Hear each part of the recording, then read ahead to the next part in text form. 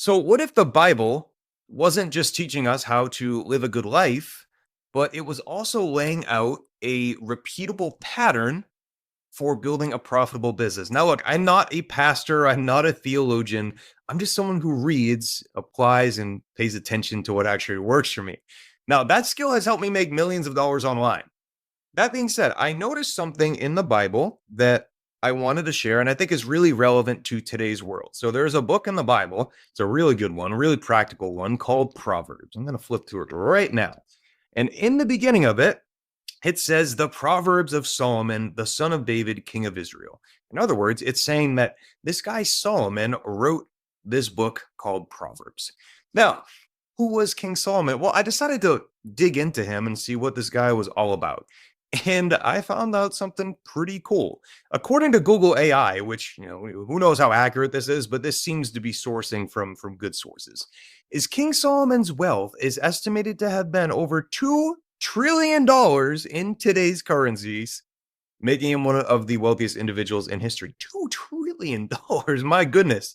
So this really got my attention because I feel like if Solomon were alive right now, he wouldn't really be impressed with the modern view of money we have, and he probably, at least for me, he'd probably laugh at how complicated I've made it, and he'd probably laugh at the whole hustle culture idea because Solomon was worth trillions of dollars, and I'm not going to say he didn't work hard, but he didn't. It didn't seem like he was working 16-hour work days. All right, so let's go ahead and dive into this because I want to break down his business model, how he made all this money, and show you how you can learn from Solomon and implement this into your own life and hopefully make some money. All right. So let's go ahead and get into it. In order to really understand Solomon and the whole business model and how he made all his money, we need to understand his starting point. So if you don't know the story of Solomon, don't worry, I got you. I'm going to teach it to you really quick. He inherits the kingdom at approximately 20 years old from his father. His father is King David, this amazing, warrior king, great king, and he inherits this when he's basically a teenager, right? He's about 20 years old. So one night, he's praying and he's dreaming and he's thinking, man, I'm really overwhelmed with this whole being a ruler thing. And instead of praying for gold or power, he does something else. He prays for wisdom.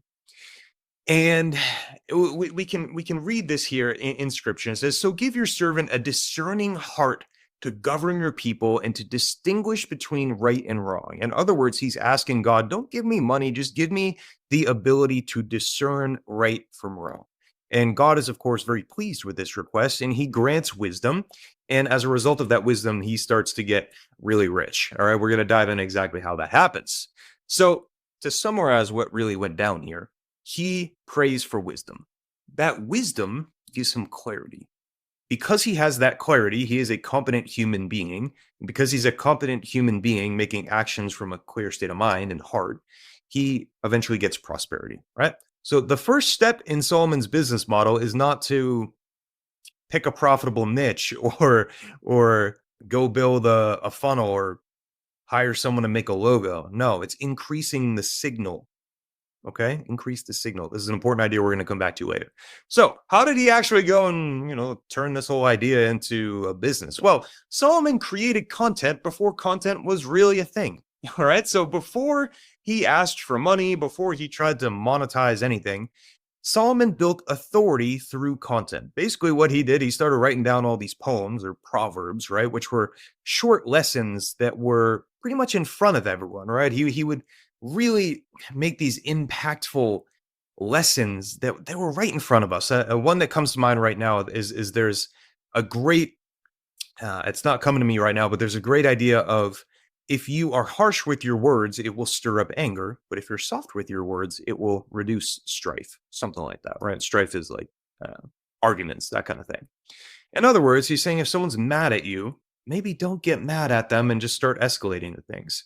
So he would say these things that are very obvious in nature, but for whatever reason, they just kind of like go right over our head.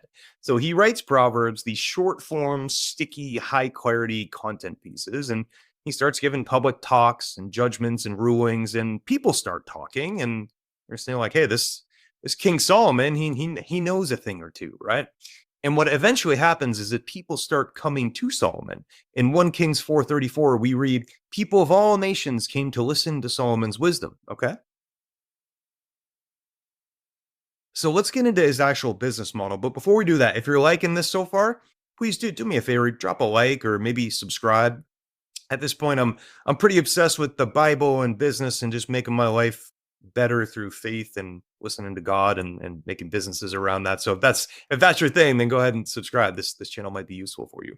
All right, now let's go ahead into how he actually starts to monetize this wisdom he has, right? So Solomon's first quote unquote offer to the market was high tier consulting for other leaders. Now, if you're like I'm not a leader, I'm not a ruler of a kingdom, I can't do this. Don't worry, I'm going to apply it to our modern world because there's some key differences to make. This happened thousands of years ago, so naturally the market has evolved a little bit, right? So his first offer was high ticket consulting. And what eventually happens is all these people start hearing about Solomon and how wise and powerful and wonderful Solomon is. So the Queen of Sheba hears of this and she thinks, I don't know if this Solomon guy's the real deal. I'm going to go over and I'm going to sit down with him and I'm going to ask him some questions to see if he is the real deal. So she goes over, she travels over and she sits down with Solomon and she starts asking questions to find out his wisdom, all this great stuff. And she says something along the lines of, you over delivered, right? Your reputation did not let you down. You actually over delivered on your reputation. And because he over delivers and because he's just so bountiful with knowledge, she pays with gold, spices, and goods, which historically, this varies a little bit, right? This thousands of years ago, but it's around 200 to 500 million dollars in today's wealth. All right. So Solomon sits down, consults with the Queen of Sheba. She believes with all this knowledge and pays Solomon $200 to $500 million. Ooh, okay. So what does Solomon do? Well, he gives really four key things: governance, insight, right? He gives frameworks for ruling the kingdom and managing political situations and that kind of thing. He gives diplomatic wisdom. He gives decision-making frameworks and strategic clarity. Basically, he tells Sheba, hey, my kingdom is amazing, which if you feel free to look it up, Solomon's rule was looked at as this really wonderful, one of the prosperous age for Israel.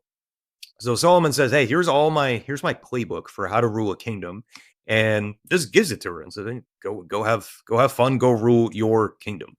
So how do we translate this into modern world, right? Because if you're like me, you probably do not have a kingdom to rule over.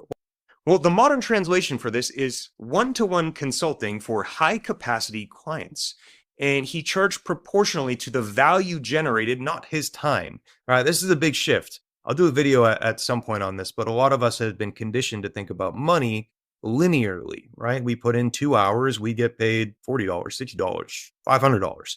Whereas Solomon was kind of the king of delivering and charging based on value, right? The value that Sheba got was a lot more than whatever the time was. I don't know how much time Solomon spent with her. It seemed like not that long, but if you imagine if he charged hourly, he definitely would have made $200 to $500 million, right? So let's dive into some more. Well, how did he actually do this kind of stuff, right? So he used what's called a flywheel. If you've never heard of what a flywheel is, think of it kind of like a hamster wheel, but wherever you pull on it, it moves the wheel in a circle, kind of like a big, what's it called? Like a merry-go-round, kind of like a big merry-go-round. And no matter where you pull it, it just leads to the next thing. So he started with wisdom. Okay. He asked God, give me wisdom. Don't give me riches and women and all that stuff. He asked for wisdom, right? And this is what I call the source input. Remember earlier in this video, he asked for source. He amplified the source, his foundational gift. In other words, this is an inside out idea, right? He has a God-given talent, which is wisdom. If you've listened to some of my other videos, that might make sense. If not, don't worry. I'm going to recommend some videos at the end of this video that's going to help you. So with that wisdom, what he did is he started making content. That signal that he had, his specialized knowledge, began to get broadcast to the world. Now, of course, this is before the days of Instagram and YouTube and TikTok and all the social media platforms. So that looked a little bit different for him. But that content got him attention, right? International demand builds. Literally, different countries start talking about this guy. And because he has that attention, he's now able to offer something to the market. That is, of course, high ticket consulting. And then he starts teaching more. He starts teaching the masses, and that just compounds his reputation, which then leads to wealth. That wealth leads to more wisdom because he's now doing, he's doing stuff and he's learning through that stuff he's doing. So not only is he gaining wealth, he's gaining wisdom as he does that. See what I'm saying? No matter where you pull on this, it kind of just naturally leads to the next one, right? The bigger his reputation gets, the more his wealth gets. The more attention he gets, the more people he has to consult. See what I'm saying? So this flywheel is how he built his personal brand. He had multiple sources of income. It wasn't just consulting, and his personal brand is what opened up many sources of income and partnerships and trade alliances and all right, that sort of thing that doesn't really exist for us here for us online entrepreneurs. But you get the idea, right? He built a personal brand and started selling stuff. So let's get into, well, how do we actually apply this to ourselves? Because like I said, we're not rulers of kingdoms.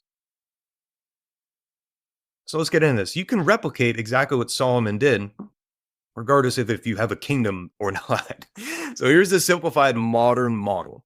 Step one, you clarify your gift, right? You identify your wisdom and you develop clarity around your unique expertise. Now, I pretty much guarantee you, unless you're like a 4-year-old, you have some kind of gift that other people don't. I guarantee you, you are better at something than somebody else in the world.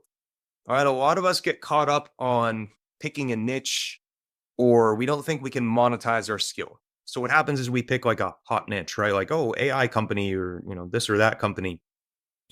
Solomon didn't do that. He just clarified, hey, I am very wise. I'm going to start writing these proverbs. So this is really your step one is you identify your calling, your passion. I call this the coffee shop idea. You may have heard me talk about this. This is like what do you just naturally talk about? If you're just having a coffee with a friend or just hanging out with a friend or if you're by yourself, where do your thoughts naturally go? This is usually an indicator of what your God-given talent is. And if nothing comes to mind, just start thinking, what am I better at than some people? And I almost guarantee you that you can monetize that. I actually know of a guy that's making, I think, close to $60,000 a month right now teaching pickleball. Okay, if this guy can make money teaching pickleball, I pretty much guarantee you can monetize whatever your thing is. Okay, so once you have that clear, what you do is you publish consistent signal. You broadcast that signal to the world. Now we have this much easier than Solomon did. We can just create content. We can just pick up our phone and horizontal if we're doing a YouTube video or vertical if we're doing short form, right? And just start talking about what our thing is, and then people naturally like, hey, this guy, this girl knows what she's talking about. Maybe I give her a follow, right? And then once people start following you, you can just monetize strategically. What I recommend, I'm going to dive into this in a little bit, is start with one-to-one consulting, and then you kind of add these done for you, done with you, group coaching kind of things. You start just one-to-one, as high ticket as you can, and then you build off of that. Now that's a whole lesson in and of itself. I'm going to link a video at the end that dives into that. Now, after that, we just start expanding leverage, right? We build these leveraged offerings. Maybe it's not one-to-one. Maybe we start offering like templates and books and things like that, things that are like products.